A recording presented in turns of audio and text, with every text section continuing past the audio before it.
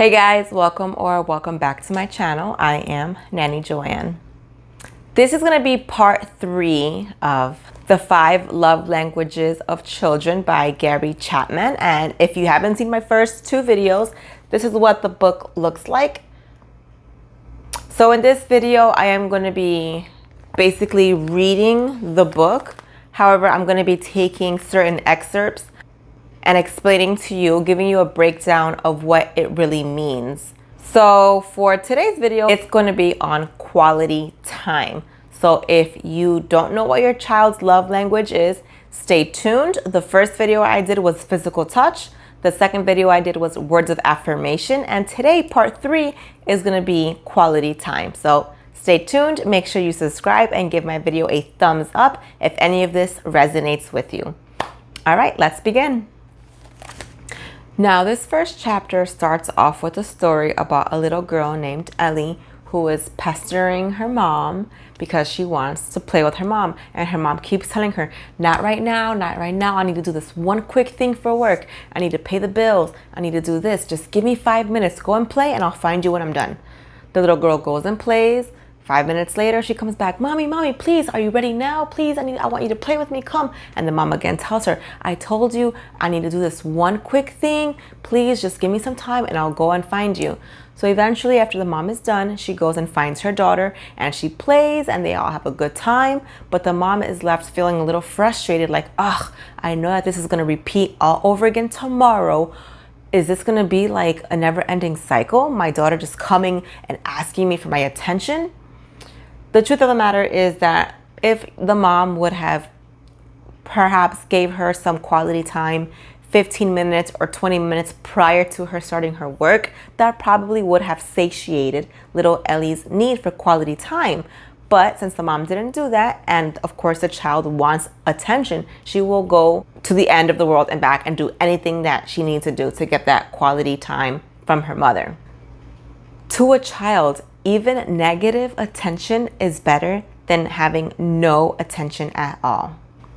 Quality time, as described by Gary Chapman, is focused and undivided attention. As the child grows, it gets harder and harder to give these kids quality time. It's much easier when they're babies and you soothe them. They're always on you. You're feeding them. You're talking softly to them.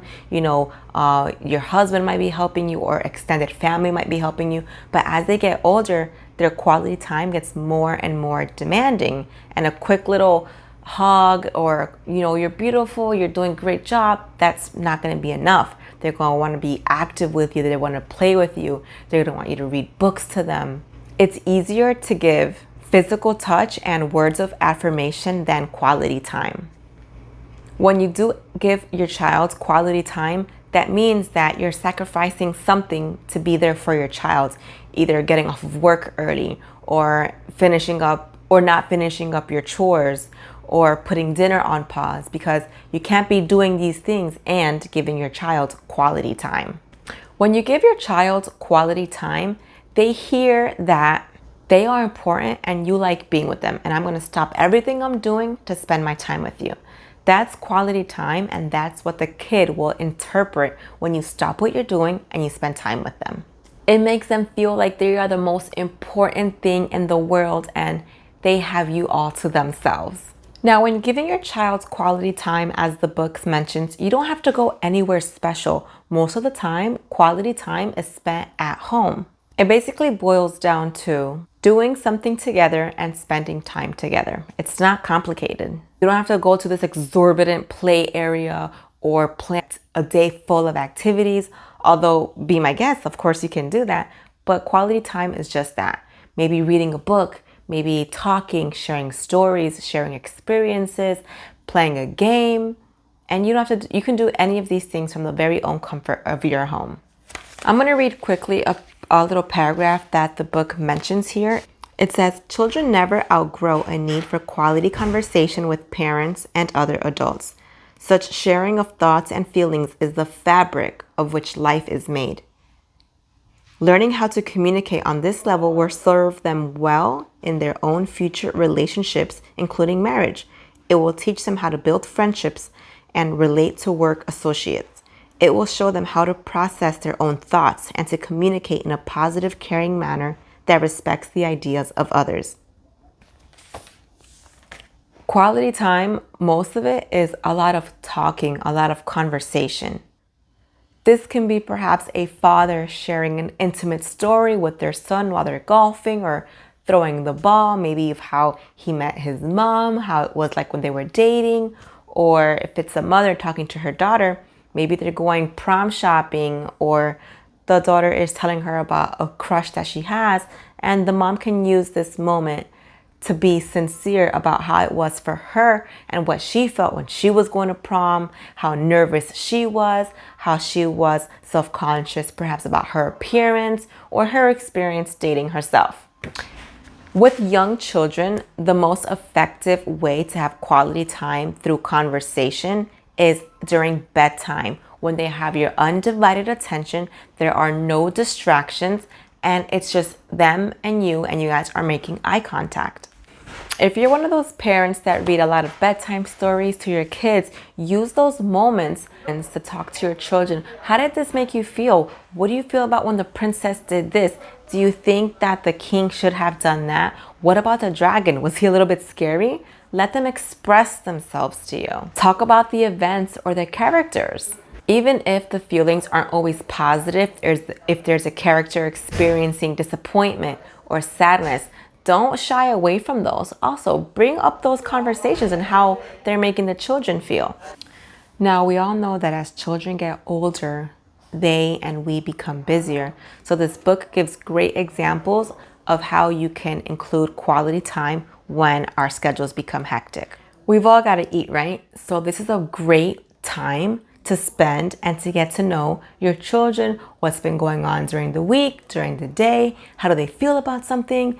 Don't just have dinner made and everybody just eats as they come in the door. No, try to set a schedule. All right, guys, we're all gonna eat today at 6 after everybody's done with their homework, after they've all showered, after your father has came from work. We're gonna save this moment and we're all gonna eat together. And we're all gonna talk about our day and what we did and what we can expect for tomorrow. Secondly, perhaps some trips. Maybe you guys can plan a family vacation once a month or every 3 months or every quarter. You don't have to go anywhere far. Maybe a long weekend trip to the beach or go to a theme park. When you're doing these trips, try to completely disconnect. You don't want to take your laptop, your phone, your this, your that. No. This time is to be spent bonding, not being interrupted or anything like that. Now, I'm not saying that you have to go into the wilderness and take a tent and just water and wipes. No, but just be present. If you can't do trips like that, it can be a lot simpler. How about mom, you take your daughter and you guys go around a walk around the neighborhood. And while you're doing that, dad can stay at home with his son, cleaning up, doing something that involves talking. That way you guys are both split up, you guys get some bonding time, and maybe next time you guys will switch. The same way we schedule doctor's appointments, meetings, manicures, pedicures, haircuts, we need to also prioritize and schedule time for our children. And this will not only benefit you, but it'll demonstrate to them, wow, I'm a priority. Mom is taking special time from doing this activity and she's doing this with me. And it'll also teach our children to prioritize and to schedule important things for themselves. Now I'm going to read another little passage for you from the book. It says, if quality time is your child's primary love language, you can be sure of this. Without a sufficient supply of quality time and focused attention, your child will experience a gnawing uneasiness that his parents do not really love him. Now I'm going to read you also an example of what this might look like. Gary was a firefighter who worked 48 hours on and 24 hours off. During his on days, he stayed at the firehouse. When he was off, he and a fellow fireman often painted houses to make extra money. Meanwhile, his wife Maggie worked nights as a nurse and slept days. When both were working nights, their children stayed with the grandma. Gary and Maggie became concerned about one of their children named Jonathan, who over time seemed remote. Maggie later told a friend, when we try to talk to him, he's very withdrawn seeming. But when he was younger, he talked all the time. Before he started school and I was still home all the time, he and I would go to the park almost every afternoon. Now he's so different that it makes me wonder if something's wrong. Gary doesn't notice it as much as I do because he hasn't spent much time with Jonathan, but I can see a big difference.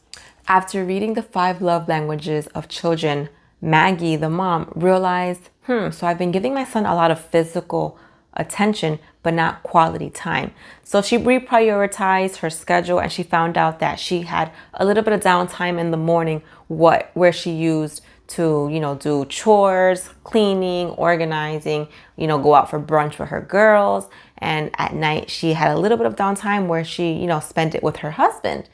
But she said, no, let me refocus and let me spend some of this time that I have with my son. So she started helping him with his homework, overseeing projects. And 3 weeks later, after trying all of these things, she realized, wow, this actually worked. She decided that she was going to take 2 hours a week and dedicate those 2 hours strictly towards her kid and spending time with him, giving him that quality time. And he really turned around. Now, at the end of every chapter, the author always gives examples of how the children know that their primary love language is being filled. So here we have an example from an 8-year-old named Bethany. And she says, I know my folks love me because they do things with me. Sometimes we all do stuff together, even with my little brother, but both of them do things just with me. And when they asked her what kind of things that they did, she said, my daddy took me fishing. Mommy and I went to the zoo the day after my birthday. Another kid named Jared says that, I know my dad loves me because he spends time with me. We do lots of things together. He has season tickets to the Wake Forest football games and we never miss a game. Now here we have Haley. She's a 16-year-old and she says, how do I know my parents love me? Mainly because they're always there for me. I can discuss anything with them, and I know that they will be understanding and try to help and make good decisions. I'm going to miss them when I go to college in a couple years, but I know that they'll still be there for me. When you spend time with your children, you are creating memories that will last a lifetime. They will have healthy and fun-filled memories that will keep their emotional love tank full.